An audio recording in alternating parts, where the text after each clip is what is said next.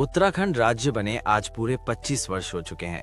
इन 25 वर्षों में अगर सबसे तेज और गहरा बदलाव किसी एक क्षेत्र में देखने को मिला है तो वो है पत्रकारिता का स्वरूप। प्रिंट मीडिया के दौर से निकलकर उत्तराखंड आज टीवी मीडिया और फिर डिजिटल व सोशल मीडिया के युग में प्रवेश कर चुका है।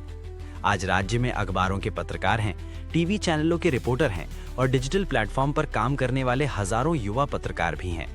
कहा जा सकता है कि उत्तराखंड में पत्रकारों की एक बड़ी फौज खड़ी हो चुकी है, जो कैमरे, माइक और मोबाइल के जरिए सीधे जनमानस तक अपनी पहुंच बना रही है। मनोरंजन हो, ब्रेकिंग न्यूज हो या बहस, आज सब कुछ डिजिटल प्लेटफॉर्म के इर्द गिर्द सिमट गया है। ये बदलाव सिर्फ शहरों तक सीमित नहीं रहा, बल्कि पहाड़ों और दूरस्थ गांवों तक भी पहुंच चुका है। विडंबना ये है कि उत्तराखंड के पहाड़ी जिलों में आज भी सड़क, स्वास्थ्य और शिक्षा जैसी मूलभूत व्यवस्थाएं पूरी तरह दुरुस्त नहीं हैं।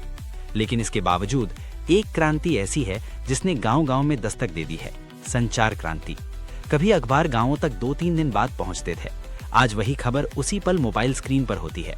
ताजा सर्वे बताते हैं कि अब गांवों में महिलाएं हो या पुरुष, युवा हो या बुजुर्ग, अधिकांश लोगों ने टीवी देखना लगभग छोड़ दिया है। आज सूचना का सबसे बड़ा स्रोत डिजिटल प्लेटफॉर्म बन चुका है। मोबाइल फोन अब गांवों का टीवी भी है, अखबार भी और सूचना केंद्र भी। डिजिटल मीडिया आज एक छोटे माध्यम से निकलकर एक विशाल नेटवर्क में बदल चुका है।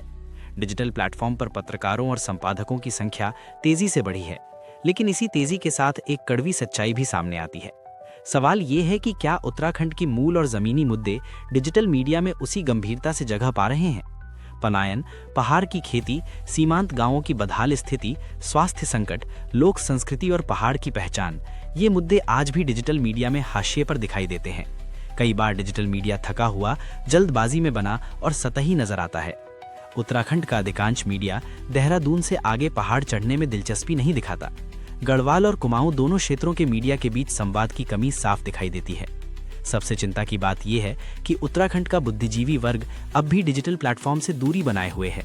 जिन लोगों के पास अनुभव, इतिहास और वैचारिक गहराई है, उनकी भागीदारी डिजिटल संवाद में बेहद सीमित है।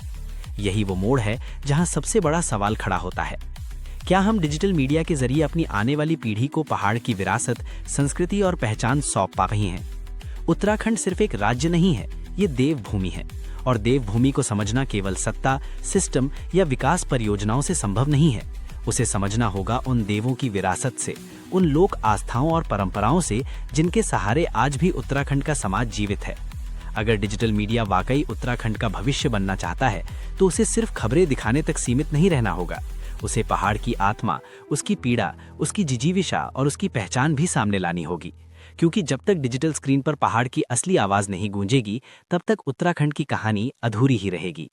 जनधारा उत्तराखंड, पहाड़ की आवाज, जनता की धार। हमारा उद्देश्य है बिगड़ी हुई सामाजिक परिस्थितियों को पटरी पर लाना और हर पहाड़ी की बात को जन जन तक पहुंचाना। ये सिर्फ एक न्यूज चैनल नहीं, बल्कि आपकी आवाज है, आपकी हिम्मत, हमारा हौसला है। तो हमारे इस जन जागरण अभियान से जुड़िए। लाइक करें, सब्सक्राइब करें, कमेंट करें और अगर पसंद आए तो शेयर जरूर करें, क्योंकि जनधारा उत्तराखंड, जनता की बात।